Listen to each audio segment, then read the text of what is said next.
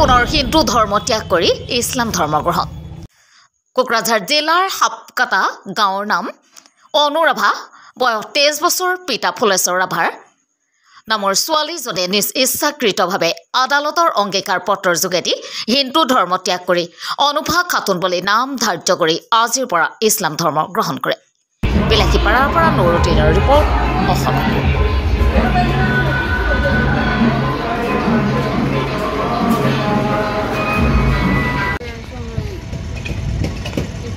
ইছলাম ধৰ্মটো ভাল পাওঁ কাৰণে মই আহিছোঁ। আগতে আপোনাৰ কি ধৰ্ম আছিল? হিন্দু ধৰ্ম আছিল। আপোনাৰ নামটো কি আছিল?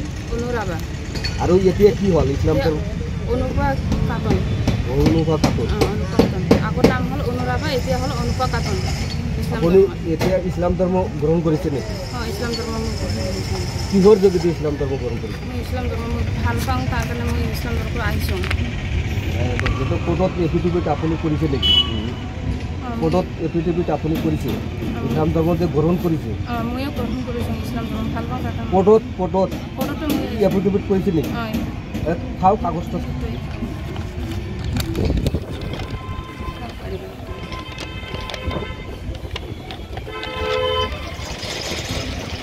হয়, হিন্দু ধৰ্মৰ পৰা যে আপুনি মুছলিম ধৰ্ম গ্ৰহণ কৰিলে আপোনাক কোনোবা বাই পইচা দিছিলে নেকি? নাই, মই ইচ্ছা কৰি আহিছোঁ ইছলাম ধৰ্ম ভাল পাওঁ, তাকে মই ইচ্ছা কৰি আহিছোঁ হিন্দু ধৰ্মৰ পৰা। ঘৰটো শ্বেৰপাংগুৰি। শ্বেৰপাংগুৰি কোনো ৱাৰ্ড নাই? সাপকাটা গংগিয়া। সাপকাটা গংগিয়া। এতিয়া আপুনি তেনেহ'লে আপুনি ইছলাম ধৰ্ম গ্ৰহণ কৰি লৈছে? লৈছোঁ, মই ইছলাম ধৰ্ম ভাল পাওঁ, ইছলাম ধৰ্ম থাকিম, তাক আহিছোঁ। এতিয়া আপোনাৰ ইছলাম ধৰ্মৰ নামটো আকৌ কওকচোন। আপোনাৰ এতিয়া নাম ইছলাম ধৰ্ম গ্ৰহণ কৰিছে যদি আপোনাৰ নামটো এতিয়া কি হয়? ইছলাম ধৰ্মৰ নাম হ'ল অনুভা খাতুন।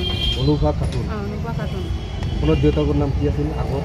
ফুলেশ্বৰ ৰাভা। আৰু এতিয়া দেউতাৰ নামটো দেউতাটো মানে ভাল হ'ব। নিজেৰ ইচ্ছা মতো কৰিছে?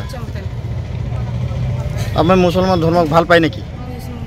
কেনেকুৱা ভাল পায়?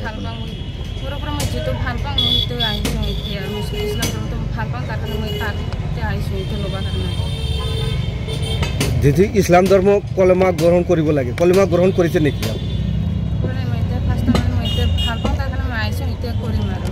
এতিয়া কৰিব, কলেমা গ্ৰহণ কৰিব। ইছলাম ধৰ্মত যিটো নামাজ ৰোজা আছে আপুনি সেইটো কৰিব?